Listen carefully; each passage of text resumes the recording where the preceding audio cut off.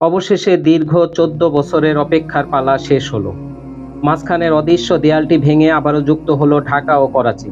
গত বৃহস্পতিবার রাতটি ছিল বাংলাদেশের এভিয়েশন ইতিহাসের জন্য এক বিশেষ মুহূর্ত।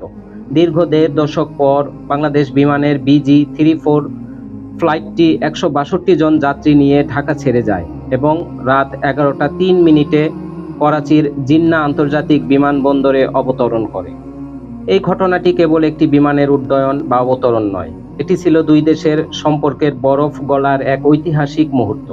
করাচি বিমানবন্দরে পৌঁছানোর পর বাংলাদেশি যাত্রীদের যে রাজসিক অভ্যর্থনা জানানো হয়েছে তা ছিল অভাবনীয়। পাকিস্তানের প্রতিটি গণমাধ্যম, PTV থেকে শুরু করে ডন নিউজ, দিনভর এই খবরটিকে ব্রেকিং নিউজ হিসেবে প্রচার করেছে। তাদের হেডলাইন ছিল স্বাগতম বাংলাদেশ। কিন্তু কেন এই ১৪ বছরের বিচ্ছেদ? ২০১২ সালে হঠাৎ করেই বন্ধ করে দেওয়া হয়েছিল ঢাকা করাচি সরাসরি ফ্লাইট। বিশ্লেষকদের মতে এটি ছিল বাংলাদেশকে একটি নির্দিষ্ট বলয়ে আটকে রাখার ভূ রাজনৈতিক কৌশল। সরাসরি ফ্লাইট না থাকায় গত এক দশকে যাদের পাকিস্তান যাওয়ার প্রয়োজন হতো তাদের পোহাতে হতো চরম ভোগান্তি। দুবাই কিংবা কাতার হয়ে ট্রানজিট নিয়ে যেতে হতো, যা ছিল সময় সাপেক্ষ এবং ব্যয়বহুল। এর ফলে দুই দেশের মানুষের যোগাযোগ কমে গিয়েছিল আশঙ্কাজনকভাবে। ব্যবসায়িক সম্পর্ক নেমে এসেছিল শূন্যের কোঠায়। কিন্তু নতুন এই উদ্যোগের ফলে সেই পুরনো জটিলতা কেটে গেছে। এখন আর তৃতীয় কোনো দেশ হয়ে ঘুরপথে যাওয়ার প্রয়োজন নেই। পাকিস্তান বলতে আমাদের অনেকের মনেই ভেসে ওঠে যুদ্ধ বিগ্রহ কিংবা জরাজীর্ণ কোনো দেশের ছবি। কিন্তু বাস্তবতা কি আসলেই তাই? এই ফ্লাইটটি চালু হওয়ার ফলে উন্মোচিত হচ্ছে পাকিস্তানের এক অজানা রূপ। রাজধানী ইসলামাবাদকে বলা হয় পাকিস্তানের দুবাই। পরিকল্পিত রাস্তাঘাট, গগনচুম্বী দালান আর আধুনিক সুযোগ সুবিধা দিয়ে সাজানো হয়েছে এই শহরটিকে।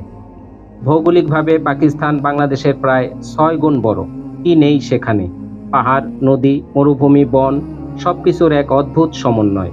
পৃথিবীর ভূস্বর্গখ্যাত কাশ্মীরের একটি বড় অংশ অর্থাৎ আজাদ কাশ্মীর পাকিস্তানে অবস্থিত। পর্যটকদের জন্য পাকিস্তানের উত্তরাঞ্চলের বিশাল হাইওয়ে এবং নয়নাভিরাম প্রাকৃতিক দৃশ্য হতে পারে ভ্রমণের নতুন গন্তব্য। এবার আসা যাক কাজের কথায়, অর্থাৎ কেন মানুষ পাকিস্তানে যাবে। প্রথমত, চিকিৎসা। পাকিস্তানের হাসপাতালগুলো আন্তর্জাতিক মানের এবং খরচের দিক থেকেও বেশ সাশ্রয়ী। বাংলাদেশি রোগীদের জন্য এটি ভারত বা থাইল্যান্ডের চেয়ে একটি শক্তিশালী বিকল্প হতে পারে। দ্বিতীয়ত, শপিং এবং বাণিজ্য। পাকিস্তানি পোশাক, বিশেষ করে লন, প্রসাধনী এবং জুয়েলারির ব্যাপক চাহিদা রয়েছে বাংলাদেশের বাজারে। ডলারের বিপরীতে পাকিস্তানি রুপির মান কম হওয়ায় বাংলাদেশিদের জন্য সেখানে ভ্রমণ, চিকিৎসা কিংবা কেনাকাটা সবই হবে অত্যন্ত লাভজনক। এতদিন সরাসরি যোগাযোগ না থাকায় যে বাণিজ্যে ভাটা পড়েছিল তা এখন আবার চাঙ্গা হয়ে ওঠার অপেক্ষায়। এই রুটের জনপ্রিয়তা কতটা তা বোঝা যায় প্রথম ফ্লাইটের টিকিট বিক্রির দিকে তাকালে। অনলাইনে টিকিট ছাড়ার মাত্র ২১ মিনিটের মধ্যেই প্রথম ফ্লাইটের সব টিকিট বিক্রি হয়ে গিয়েছিল।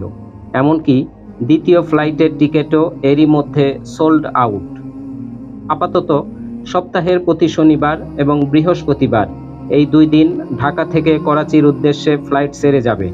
যাত্রীদের এই অভাবনীয় সাড়া দেখে এমিরেটসের মতো আন্তর্জাতিক এয়ারলাইন্সগুলোও এই রুটে ফ্লাইট পরিচালনায় আগ্রহ দেখাচ্ছে।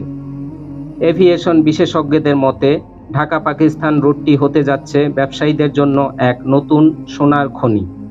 সবশেষে এই যোগাযোগ ব্যবস্থা কেবল ভ্রমণের সুবিধা বাড়াবে না, এটি দুই দেশের সার্বভৌমত্ব রক্ষায় এবং পারস্পরিক সম্পর্কের উন্নয়নেও বড় ভূমিকা রাখবে। সম্পর্ক হবে সমানে সমান, যেখানে থাকবে না কোনো প্রভুত্ব, থাকবে কেবল ভ্রাতৃত্ব ও বন্ধুত্ব। চোখ রাখুন আমাদের চ্যানেলে। দেখা হবে পরবর্তী ভিডিওতে। আল্লাহ হাফেজ।